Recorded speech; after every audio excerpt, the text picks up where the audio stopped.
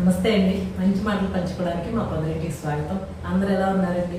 నేనైతే చాలా బాగున్నాను. మన వాళ్ళంతా కూడా బాగుండాలని మనస్ఫూర్తిగా కోరుకుంటూ ఈరోజు ఒక మంచి వీడియోతో మీ అందరి ముందుకు వచ్చానండి. అదేంటంటే మనందరి జీవితం బాగుంది అని అనటానికి ఎగ్జాంపుల్ చెప్పాలంటే మన చుట్టూతో ఉన్న బంధాలు బాగున్నాయా లేదా అన్నదే ఎవరైనా చూస్తాం కదా. అంటే మన బంధాలు, మన బంధువులు, మన ఫ్రెండ్స్ వీటి మీదే ఆధారపడి ఉంటుంది కదా. అలా ఈరోజు ఫ్రెండ్స్ గురించి, రిలేటివ్స్ గురించి మీ అందరితో డిస్కస్ చేస్తాను. వీటితో పాటు ఎటువంటి ఫ్రెండ్స్ని, ఎటువంటి బంధువుల్ని మనతో లైఫ్ లాంగ్ ట్రావెల్ చేసేలాగా మనం ఎన్నుకోవచ్చు, అట్ ద సేమ్ టైం ఎటువంటి ఫ్రెండ్స్తో, ఎటువంటి బంధువులతో చాలా జాగ్రత్తగా ఉండాలో ఇవన్నీ కూడా చెప్తారండి. ఇవన్నీ జనరల్ థింగ్స్, అంటే నేను ఒక్కదాన్నే కాదు, ఈ ప్రపంచంలో ఉన్న ప్రతి ఒక్క మనిషి ఫేస్ చేసే థింగ్స్ అనమాట. అందుకని వీటన్నిటి గురించి మాట్లాడతాను. వీటితో పాటు నా పర్సనల్గా నేను నా ఫ్రెండ్స్ని, నా బంధువుల్ని ఎలా మేనేజ్ చేస్తాను, వాళ్ళందరితో నా బంధం ఎలా ఉంటుంది, ఇవన్నీ కూడా చెప్తానండి. వీడియో స్కిప్ చేయకుండా చివరి వరకు చూడండి. మంచి మంచి విషయాలు అయితే మీతో డిస్కస్ చేస్తాను, ఓకేనా?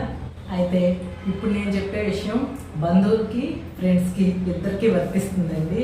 మన చుట్టూతో ఉన్న ఈ సర్కిల్లో ఉన్న మనుషులందరూ కూడా ఒకేలాగా ఉండరు కదా. ఎవరి జీవితంలో అంతే, రకరకాల మనస్తత్వాలు ఉన్న వాళ్ళు ఉంటారు. అయితే వీళ్ళందరిలో మన మంచి కోరుకునేది ఎవరు, మనం చూసి ఈర్ష్యపడేది ఎవరు, మనం చూసి కుళ్ళుకునేది ఎవరు, ఇది ఎలా తెలుస్తుంది? ఎలాగంటే మనం ఏదైనా మనకి సంబంధించిన ఒక మంచి విషయం, లేదంటే మనం సంతోషపడే ఒక విషయం చెప్పామనుకోండి, ఆ మాట విన్న తర్వాత వాళ్ళ నుంచి వచ్చే రియాక్షన్ బట్టి మనకు అర్థమైపోతుంది వాళ్ళు మన మంచిని కోరుకుంటున్నారో కోరుకోవట్లేదు. ఎలాగంటే కొంతమంది ఏమో మనం చెప్పిన సంతోషమైన విషయం విని ఓహో అంటారు, లేదంటే కొంతమంది విని వినట్టుగా పట్టించుకున్నట్టుగా ఆ టాపిక్ని డైవర్ట్ చేసి వేరే టాపిక్ మాట్లాడతారు, లేదంటే కొంతమంది మన విషయాలు వదిలేసి వాళ్ళ గురించి చెప్పుకోవడం మొదలు పెడతారు. ఇంకొంతమంది అయితే ఏముంది ఇందులో, ఇదేమో పెద్ద గొప్ప విషయమా ఏంటి, అందరూ చేసేదేగా అని ఇలా అంటారు. రకరకాలుగా ప్రవర్తిస్తూ ఉంటారు కదా.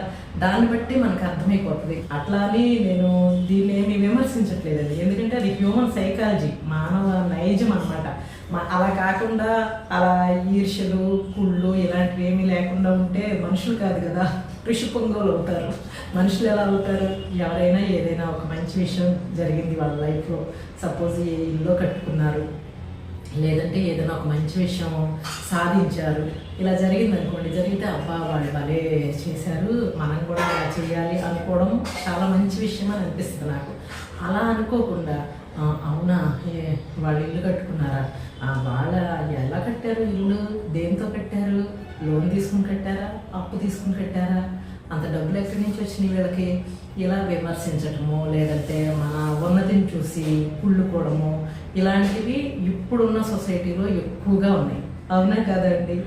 100% ఇలాంటి వాళ్ళే ఎక్కువ మంది ఉన్నారు. ఫైనల్గా మన మంచి గురించి ఆలోచించే వాళ్ళు ఎక్కడో వేలల్లో ఒక్కళ్ళే ఉన్నారు. ఎక్కువగా ఇలాంటి మనస్తత్వం ఉన్న వాళ్ళే ఉంటున్నారు కదా.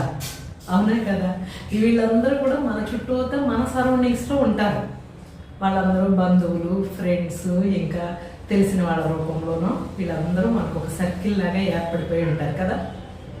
అయితే మీకు ఇందాక చెప్పాను కదా, ఇలా ఉన్న వాళ్ళలో మన మంచిని కోరుకునే వాళ్ళని మనం ఎన్నుకోవడం ఎలా, లేదంటే మనం చూసి ఈర్ష్యపడో, లేదంటే మనం చూసి ఏడ్చే వాళ్ళని అవాయిడ్ చేసేసి వాళ్ళతో జాగ్రత్తగా ఉండడం ఎలాగో చెప్తానన్నాను కదా, చెప్తానండి.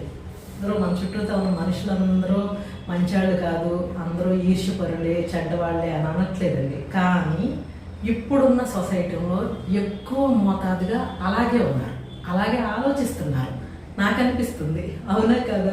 మీరు కూడా ఇప్పుడు నేను చెప్పే మాటల్లో మీరు ఏ మాటకైనా ఏకీభవిస్తే, లేదంటే ఇలాంటి పరిస్థితులు మీరు కూడా ఎదురైతే నాకు కామెంట్ సెక్షన్లో తప్పకుండా చెప్పండి, ఓకేనా?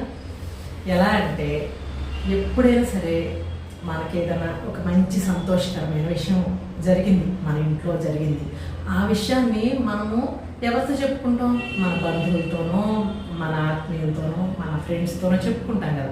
అలా చెప్పుకునేటప్పుడు అవతల వాళ్ళ నుంచి వచ్చే రియాక్షన్ బట్టి మనకి అర్థమైపోతుంది వీళ్ళలో ఎంతమంది మన మంచిని కోరుకుంటున్నారు, మన హ్యాపీనెస్ని వాళ్ళ హ్యాపీనెస్గా ఎంతమంది అనుకుంటున్నారో తెలిసిపోతుంది కదండి.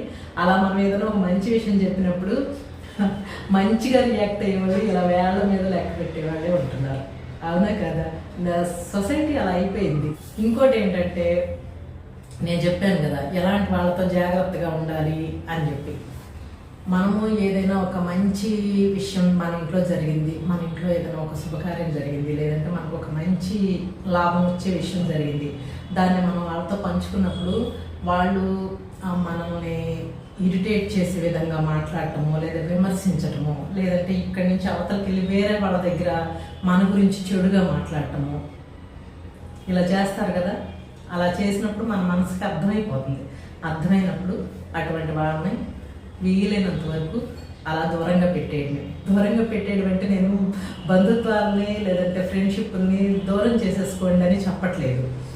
వాళ్ళతో ఏమీ గొడవ పట్టకుండా వీలైనంత వరకు వాళ్ళకి దూరంగా ఉండడం మంచిది. నాకేమనిపిస్తుందంటే పోను అంటే నా చిన్నప్పటి నుంచి ఇప్పటి వరకు జరిగిన పరిస్థితులను తలుచుకుంటుంటే అది మన చుట్టూతో ఉన్న పరిసరాల్లో కంప్లీట్గా ఒక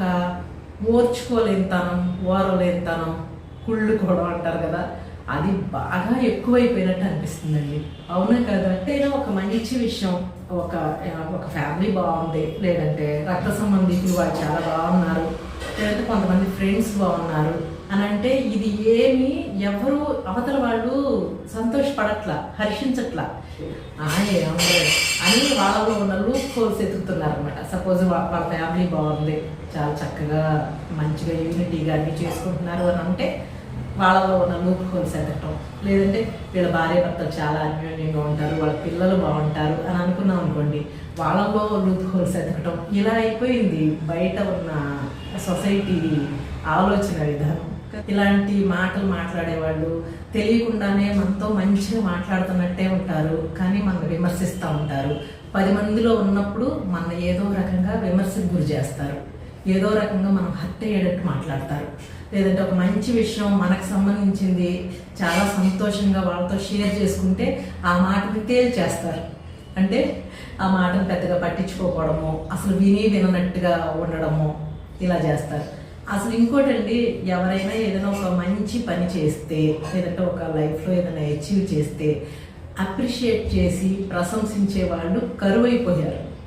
ఇది నేను బాగా గమనిస్తున్నా. అంటే ఒక మంచిగా ఓకే ఈ పని చేశారా, బాగుంది అని అంటే కూడా ఆ మాట విని అవతల వాళ్ళు ఇంకేమన్నా ఎదిగిపోతారో, ఇంకేమైనా వాళ్ళకి ప్రౌడ్ వచ్చేస్తుందో ఆ మాట కూడా ఎందుకు అనడం అన్నట్టుగా బిహేవ్ చేస్తున్నారు అనమాట. అవునా కదా?